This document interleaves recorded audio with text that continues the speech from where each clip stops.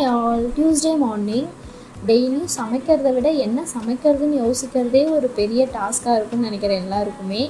எனக்கும் அப்படி தான். அதனால் எப்பயுமே முன்னாடியே யோசிச்சு வச்சுருவேன் என்ன செய்யலான்னு சொல்லிட்டு.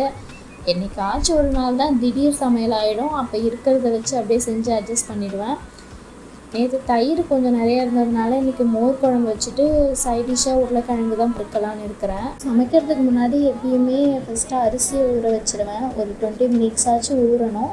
அப்போ தான் சாப்பாடு நல்லா வெந்து வரும். ஸோ எப்பயுமே ஊற வச்சுட்டு குக்கரில் ஒரு 3 விசில் வச்சு எடுத்துடுவேன் சாப்பாட்டுக்கு.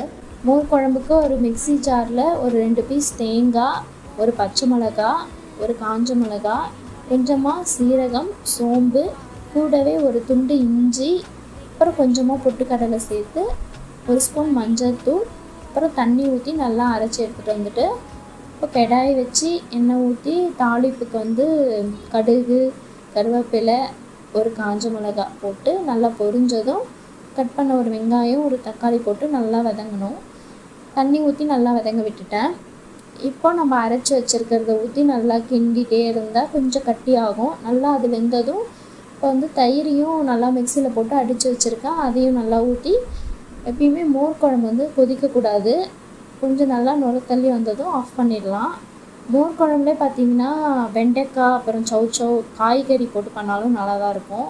எனக்கு எப்பயுமே அப்படியே சாப்பிட்டா தான் பிடிக்கும். அதனால் அப்படியே செஞ்சுட்டேன். அப்புறம் பார்த்திங்கன்னா மார்னிங்க்கு வந்து பச்சைப்பருப்பு தோசை தான் செஞ்சுருந்தேன். முன்னாடி நாளே பச்சைப்பருப்பை ஊற வச்சு அப்புறமா காலையில் அரைச்சிட்டு தோசை மாதிரி ஊற்றி மேலே வெங்காயம், கேரட் போட்டு கூட தேங்காய் சட்னி வச்சு டிஃபனை முடிச்சாச்சு.